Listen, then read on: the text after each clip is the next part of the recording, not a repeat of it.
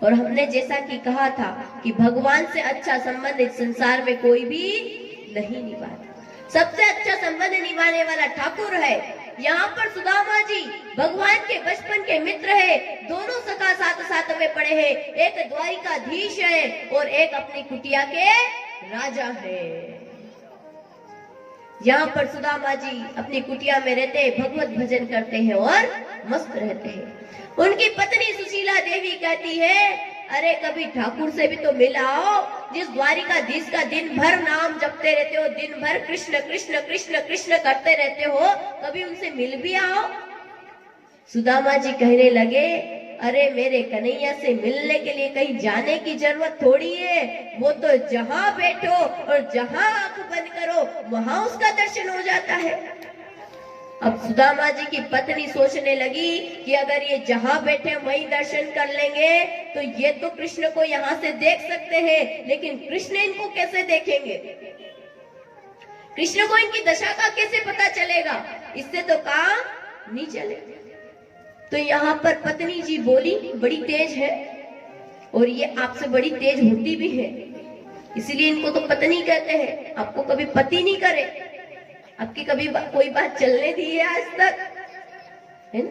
कितनी भी बड़ी कोई बात लेके आ जाओ, इनके पास में हर बात का तोड़ है, अपनी हर बात रखना आता है। तो यहाँ पर सुशीला देवी भी कहती है, अरे भगवान आप जो है दर्शन तो कर लेते हो, आंख बंद करके गोविंद का दर्शन तो कर लेते हो, लेकिन मुझे तो पुण्य जब मिलेगा जब आप शरीर से जाओगे। मुझे जब तक पुण्य नहीं मिलेगा जब तक कि आप शरीर से दर्शन करने के लिए द्वारिका नहीं जाओगे। उन्होंने कहा, ठीक है देवी। सुदामा जी को तो कृष्ण का नाम सुनते ही लड्डू फूटने लगे थे कि अरे वाह, मेरे मित्र से मिलूंगा। तो यहाँ पर जैसे ही सुशीला देवी ने कहा, वो मित्र से मिलने के लिए चल पड़े। अब सुदामा जी जा रहे हैं, आइए हम सब मिलकर के सुदामा जी का दर्शन करें। हो जिधर तुम छुपे हो, जिधर तुम छुपे हो उधर देखना है। अब कन्हैया तुम्हें एक नजर देखना है। कन्हैया तुम्हें एक नजर देखना है। कन्हैया तुम्हें एक नजर देखना है। जिधर तुम छुपे हो,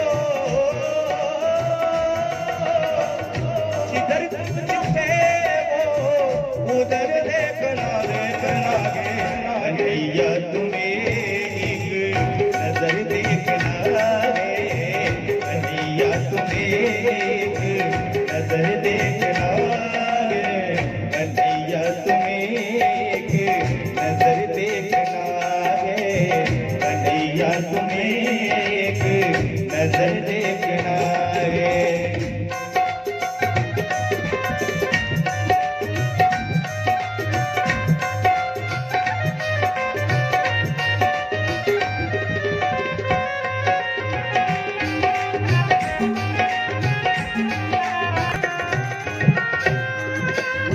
अगर तुम हो तीनों की आहों के आशिक, अगर तुम हो तीनों की आहों के आशिक, बड़ा सुंदर हाल सभी गुनगुनाए। अगर तुम हो तीनों की आहों के आशिक, अगर तुम हो तीनों की आहों के आशिक, आहों के आशिक, आहों के आशिक, आहों के आशिक, आहों के आशिक, तो आहों का अपने, आहों का अपने असर देखना है। कन्हैया तुम्हें एक नजर देखना है।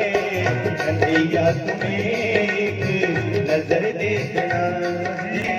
तेरे दर पर आता हूँ, मैं तेरे दर पर आता हूँ, मैं तेरे दर पर आता हूँ, मैं तेरे दर पर आता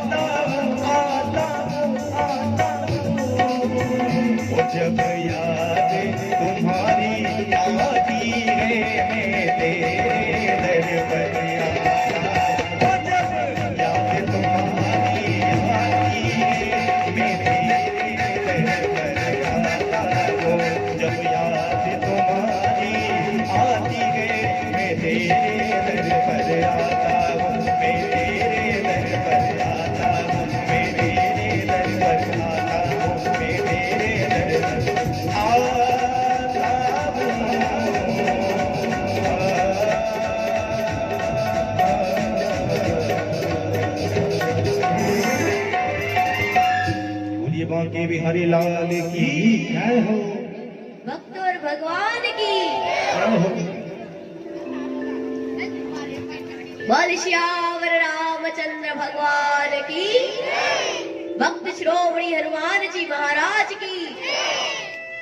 इधर से हमेशा कमावा जाती है, इधर कंजूसी होती है, और ठाकुर के पास ज्यादा तो आप ही हो, और आप सामने बैठे बैठे कंजूसी करो। कभी कोई पड़ोसी हो, साइड वाला हो तो फिर भी चल जाता है, सामने ही कंजूसी। अभी यहाँ पर सुदामा जी चले हैं, और सुदामा जी के मन में दृढ़ निश्चय है। दृढ़ निश्चय क्या है कि हे ठाकुर, तू जहां कहीं भी बैठा है द्वारिकाधीश, हे कन्हैया, हे कृष्ण, तू जहां कहीं भी है, लेकिन तुझसे मिलना है। तू कहां भी हो, तू जहां कहीं है, और इसलिए इसी मिलन की आस में चलते जा रहे हैं। और देखिए सुदामा जी का एक बार दर्शन तो कीजिए कि सुदामा जी है कैसे। सिर पे पगड़ी बांधी है, और पगड़ी कैसी है, कैसी? शीस पगान जगातन पे प्रभु जाने को है ही बसे के ही गामा। शीस पे पगड़ी है कि नहीं है, उसका कोई अंतर ही नहीं है। एक दुपट्टा डाल रखा है, और न तन पे कोई वस्त्र है। धोती है लेकिन कैसी, 20 जगह से फटी हुई। बेवैया देखो, एड़िया देखो, तो वो भी 20-30 जगह से पूरी फटी हुई। और उनके स्वरूप का दर्शन करो तो एक एक हड्डी, एक एक बच्चा गिन ले, एक छोटा बच्चा भी उनकी सारी हड्डियां गिन ले, इतने तो वो मोटे हैं। अब सुदामा जी इसी स्थिति में एक लोटा रखा जल के लिए, और एक हाथ में लाठी ली, और चल दिए। अब जब चले हैं तो ऐसा व्यक्ति जिसकी एक एक हड्डी बच्चा भी गिन सके, अब सोचो कितना चलेगा। लेकिन एक बात है, ऐसी स्थिति में भी चेहरे से ब्रह्म तेज झलक रहा है, चमक रहा है। मन में जिज्ञासा है ना, द्वारिकाधीश से मिलना है। अरे कोई हमारे घर में हमारा कोई प्यारा आता रहे, है ना, जिससे हम प्रेम करते हैं, वो आता हो, या मेहमान आता हो, या बच्चों से पूछो जब नाना नानी आते हैं कितने प्रसन्न हो जाते हैं। मामा आने वाले हो तो कितनी प्रसन्नता हो जाती है। अब यहाँ पर सुदामा जी तो ब्रह्म से मिलने के लिए जा रहे हैं, उनके मित्र से मिलने के लिए जा रहे हैं, उनसे मिलने के लिए जा रहे हैं जो उनके लिए सर्वस्व है। तो फिर ब्रह्म तेज झलकेगा कि नहीं झलकेगा? जिस क्षण व्यक्ति की इच्छा जाग जाए कि मुझे परमात्मा से मिलना है, उसी क्षण वो झलकना शुरू हो जाता है, वो दिखना शुरू हो जाता है। सुदामा जी चले हैं, अब सुदामा जी चलते हैं। अब ऐसी हालत में कितनी दूर चले, लेकिन कहते हैं ना, इच्छा है, और इच्छा क्या है, बस ठाकुर से मिलना है। चलते गए, चलते जा रहे, चलते जा रहे। रास्ते में पहुंचे, रास्ते में जब पहुंचे तो बड़े थक गए। चलते चलते चलते चलते पता चला कि द्वारिका तो पहुंचे नहीं। कहां पहुंच गए? प्रयागराज पहुंच गए। पता चला हरिद्वार पहुंच गए, पता चला काशी पहुंचे, वृंदावन पहुंचे, न जाने कहां कहां पहुंचे, लेकिन हर जगह पहुंचे, द्वारिका नहीं पहुंचे। सब दूर घूमते घामते घूमते घामते अब द्वारिका की ओर दिशा पूछना शुरू कर दिया। जब लोगों ने उनको दिशा बताई तो उस दिशा में चलना प्रारंभ किया, लेकिन बीच में एक नदी आ गई।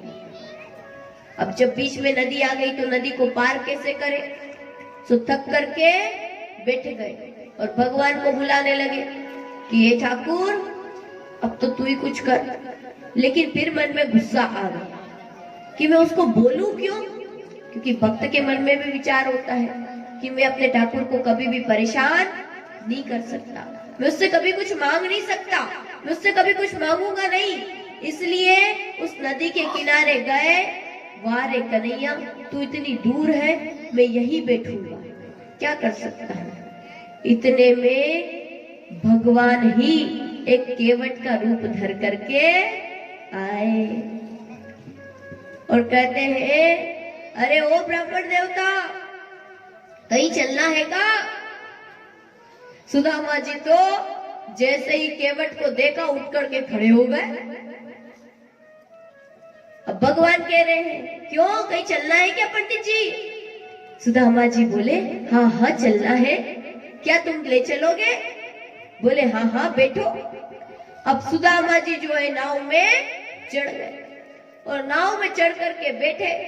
अब जैसे ही सुदामा नाव में चढ़ करके बैठे और बैठने को उद्यत हुए, उसी समय भगवान बोलने लगे, क्यों पंडित जी, कुछ है भी कि यूं ही बैठे हो?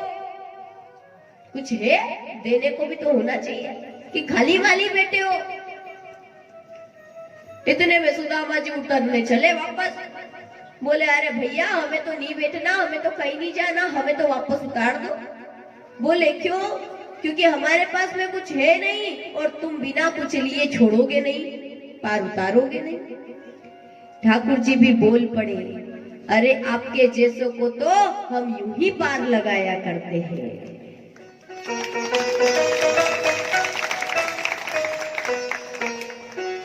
अब सुदामा जी को संकोच भी लग रहा है क्योंकि फ्री में जा रहे हैं। अब हमारी आदत क्या, फ्री में जा ले, कोई फ्री में हमारा कोई काम कर दे, है ना। कहीं कहीं होता है, ट्रेन में जब जाते हैं, एक बार टिकट नहीं ली तो थोड़ी सी भी शर्म नहीं आती है, बल्कि बड़े खुश होकर के कहते हैं कि आज तो हमने फ्री में ही यात्रा कर ली, है ना। और बड़े अपने आप में खुश होते हैं, आज तो मैंने इतने बचा लिए।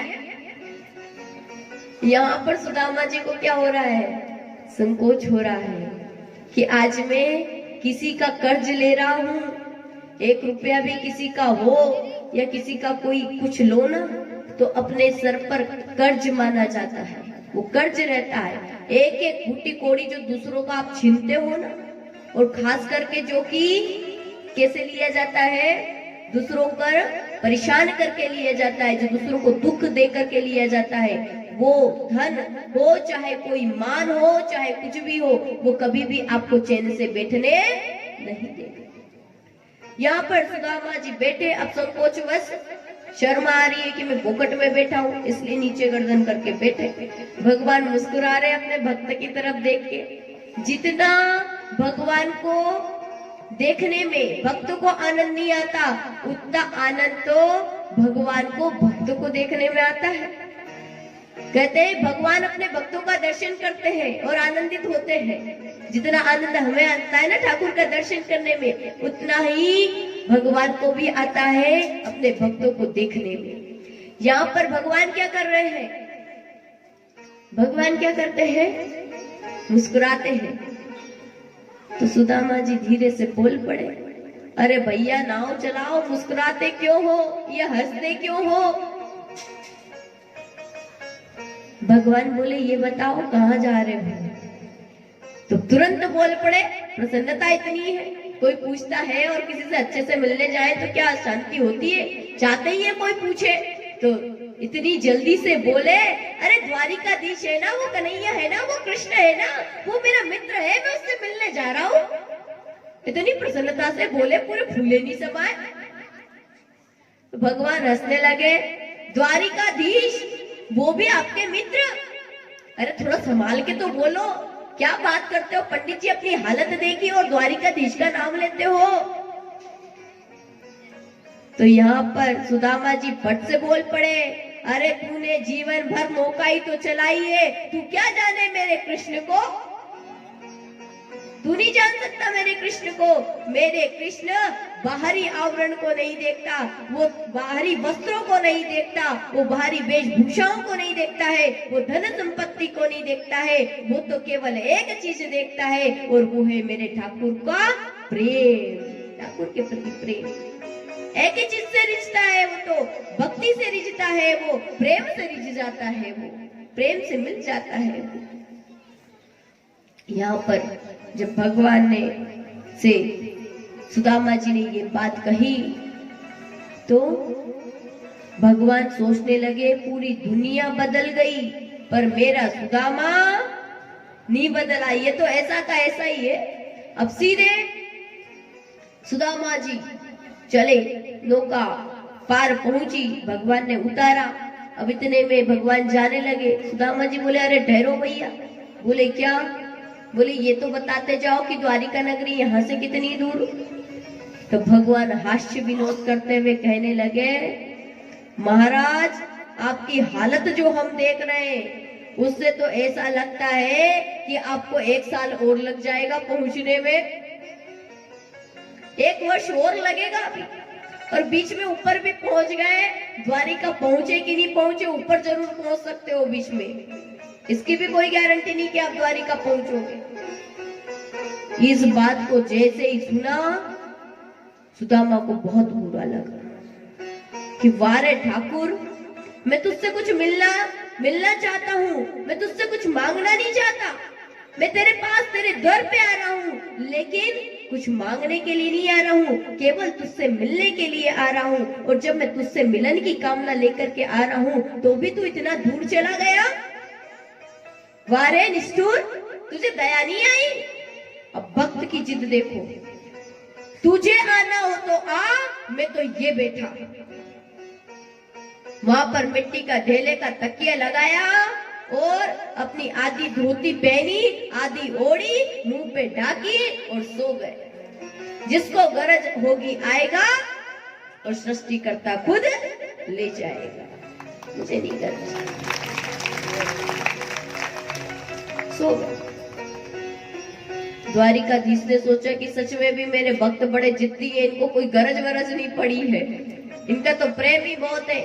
तो भगवान ने सोए सोए सुदामा को अपनी द्वारिका नगरी में पहुंचा दिया। अब सुदामा जी द्वारिका नगरी में आ चुके हैं, चारों ओर देख रहे हैं, बहुत ही सुंदर दृश्य दिखाई दे रहा है, बड़े बड़े महल दिखाई दे रहे हैं, बड़े बड़े खंबे दिखाई दे रहे हैं, चारों ओर सुगंध आ रही है और चारों ओर दिव्य वातावरण दिखाई दे रहा है। अब जैसे ही देखा तो बोले ये कौन सी नगरी, ये मैं कहाँ गया? सबसे पूछा अरे भैया ये कौन सी नगरी है? बोले ये द्वारिकाधीश की द्वारिका नगरी है। अब जैसे ही सुना मन रूपी मयूर नाचने लगा। अब तो पैर ठहरे ही नहीं जमीन पे, वैसे भी पहले भी नहीं ठहर रहे थे क्योंकि जल्दी जल्दी पहुंचना था, अब तो और भी नहीं ठहर रहे। भगवान के द्वार पर पहुंचे और भगवान के द्वार पर जाकर के द्वारपालों से प्रार्थना की कि जाओ कह देना कि उसका मित्र सुदामा आया है। द्वारपाल दौड़ करके गए और कहा भगवान आपसे मिलने के लिए आपका कोई मित्र आया है और उसका नाम सुदामा है। और जैसे ही कन्हैया ने सुना कि सुदामा आए हैं, दौड़ पड़े।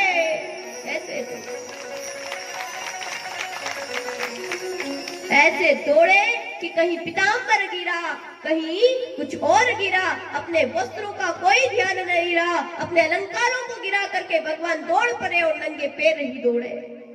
सीधे एक सांस भगवान ने वहां ली थी जहां से दौड़े थे और दूसरी सांस वहां ली जब सुदामा से मिले हैं। ऐसे बचपन के मित्र से मिले और क्या कहते हैं, पानी परात से हाथ छुरो नहीं, नैनन के जल से पकतो। आपका कोई मित्र जो वर्षों के बाद मिले तो कितना प्रेम उमड़ता है। या तो भक्त और भगवान के मिलन की बात है। भगवान ऐसे मिले मानो प्राण आ गए हो। सुदामा जी को लेकर के आए, दिव्य सुवर्ण सिंहासन पर बैठाया, पद प्रक्षालन किया और भगवान खुद सुदामा जी के चरणों को अपने हाथों में लेकर के उनका पद प्रक्षालन करते हैं, उनके एक एक कांटे को निकाल रहे हैं। अब निकाले भी क्यों नहीं, क्योंकि चुभाए भी तो उसने ही थे। सुदामा जी बोल रहे हैं कन्हैया क्या करे, अरे कन्हैया हे कृष्ण तू क्या कर रहा है, तू ये सब मत कर, मुझे शर्म लगे। कन्हैया कहने लगे मेरी प्रसन्नता तो बस इसी में है, मुझे तो मेरे भक्तों का प्रेम करने में, मेरे भक्तों की सेवा करने में ही आनंद आता है। यहाँ पर भोजन कराया गया, भगवान की जितनी पत्नियां सब आई, सबने सुदामा जी को प्रणाम किया। सुदामा जी ने पूछा ये सब अपनी है कि पड़ोस की है, क्योंकि इतनी कैसे हो सकती है। सुदामा जी कहने लगे कि ये सब अपनी है। भगवान बोल पड़े ये सब अपने ही घर के लोग हैं। फिर पूछते हैं कुछ लाए हो? भाभी जी ने कुछ दिया है? अब सुदामा जी संकोचवश कैसे कह नहीं सकते, क्योंकि भगवान की जब रानियों को देखा इतने इतने पैसे वाली, इतनी धनाढ्य है, और मैं क्या लेकर के आया ठाकुर के लिए? चावल। मेरा ठाकुर तो मैं जानता हूँ, द्वारिकाधीश को तो जानता हूँ, मेरे मित्र को जानता हूँ कि वो ऊंच नीच भेदभाव नहीं करता, लेकिन ये सब क्या सोचेगी कि लेके भी आया तो चावल। होता है ना, कोई प्रेम से कोई चीज देता है, लेकिन हम जानते हैं हमारी माताओं का स्वभाव होता है, अरे ये चिथड़ा लेके आया, यही मिला था, तो यही मिला था, ऐसे करती है। तो यहाँ पर उन्होंने सोचा कि अगर मैंने चावल इनके सामने दिया तो पता नहीं बोलेंगे कि ऐसी मित्रता है, ऐसा मित्र है। देखो यहाँ पर खुद की चिंता नहीं है उन्हें चिंता है कि ये कहेंगे कि द्वारिकाधीश का मित्र ऐसा है। बात किसकी होगी? मेरे ठाकुर के मित्र की होगी, मेरे ठाकुर के मित्र की बदनामी होगी, इसलिए मैं नहीं चाहता कि मैं इनके सामने दूं। अब यहाँ पर उन्होंने जो पोटली यहाँ पे बंद करके लाए थे कमर में, वो कहाँ दबा ली? बगल में, और बगल में दबा करके छुपा ली। अब किसी को दिखा नहीं रहे। भगवान बोलते दो ना, क्या लाए हो? दो। मेरी भाभी जी ने कुछ तो दिया है, और मेरा मित्र कभी खाली नहीं आ सकता, कुछ तो लाए हो दो। अब उनको बड़ी शर्म लगे, अरे कन्हैया तू छोड़, दूसरा काम कर। चलिए एक भजन श्रवण करते हैं। बता मेरे यार सुदामा रे,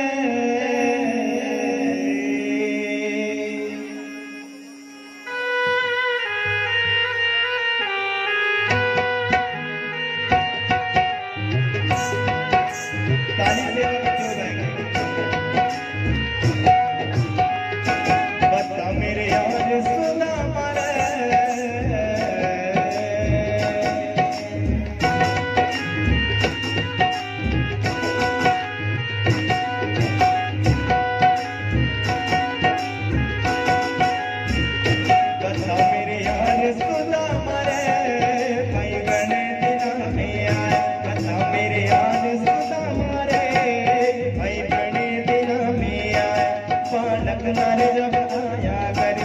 रोज के लेके जाया करता, बालक घर जब आया करता, रोज के हुई तकरार सुदामा रे, भाई बने तेरा भैया। बता मेरे यार सुदामा रे, भाई बने तेरा भैया।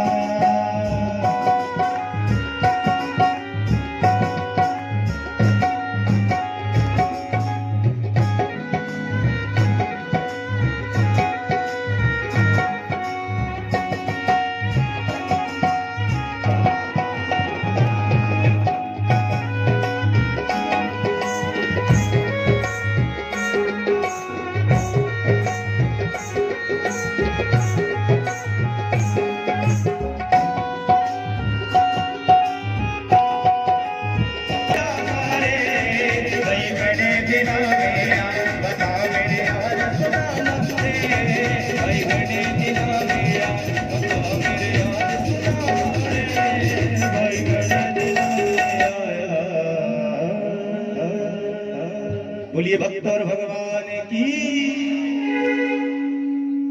बोली कृष्ण कन्हैया लाल की, बाके बिहारी लाल की, द्वारिकाधीश भगवान की, भक्त और भगवान की।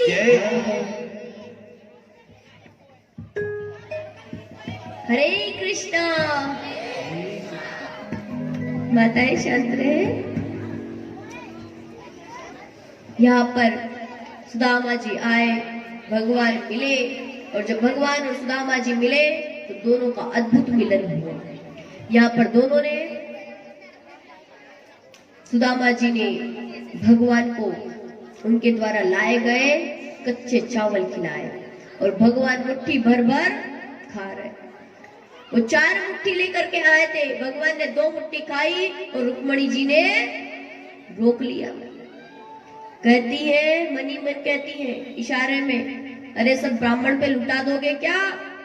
थोड़ा तो छोड़ो, बहुत दान दे रहे हो, कितना दोगे और इसे?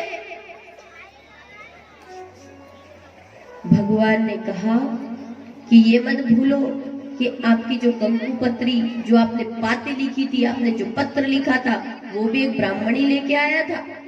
अगर ये ब्राह्मण नहीं होता तो पत्र कहां से आता? और अगर पत्र नहीं आता तो द्वारिका की पटरानी कैसे होती? और अगर पटरानी नहीं होती तो ये हाथ कैसे रोकती?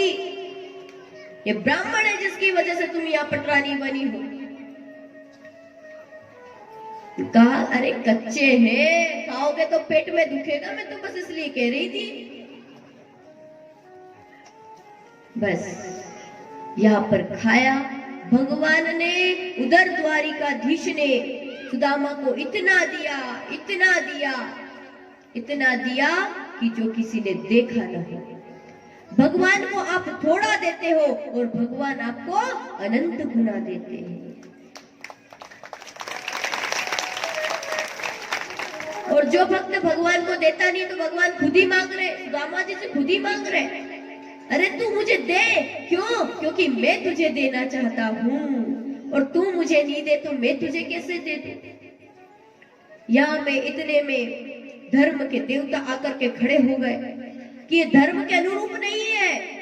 7 जन्मों तक सुदामा के जीवन में कोई धन है ही नहीं, कोई संपत्ति नहीं है, और आपने इसको धन दे दिया, ये उचित नहीं है, ये सही नहीं किया। लेकिन भगवान कहते हैं कि जिस क्षण इसने मुझे भोग लगाया, जिस क्षण इसने मुझे चावल खिलाए, उसी क्षण इसने पूरे अखंड ब्रह्मांड को भोजन करा दिया। और जब इसने अखंड ब्रह्मांड को भोजन कराया तो उसका पुण्य मिलेगा कि नहीं मिलेगा?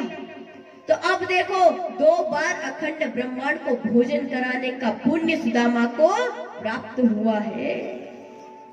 और उसका पुण्य इतना होता है कि इसको जितनी संपत्ति मैंने दी है, मैंने यूं ही नहीं दी है, मैंने इसलिए दिया है क्योंकि ये अधिकारी है, मैं नियम के अनुसार चलता हूं। इसीलिए कहते हैं कि भोजन खुद के लिए तो बनाते हो, ठाकुर को अगर भोग लगाओगे तो अखंड ब्रह्मांड को खिलाओगे, खुद नहीं खाओगे, पूरे विश्व को खिलाओगे। द्रौपदी की कथा सुनी है ना?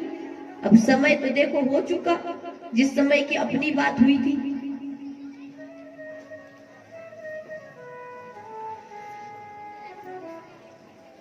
हरे कृष्णा।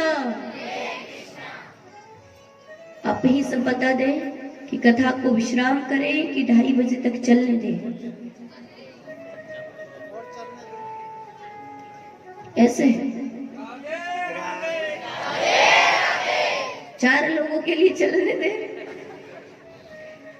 अगर देखो कथा आगे श्रवण करना है तो जल्दी से सब बोलेंगे, एक साथ बोलेंगे, और एक भी अगर छूटा और आवाज हमारे तक नहीं आई फिर क्या होगा? कथा यही पूर्ण विश्राम ले लेगी। इसलिए आप सब दोनों हाथ ऊपर उठाकर एक साथ राधे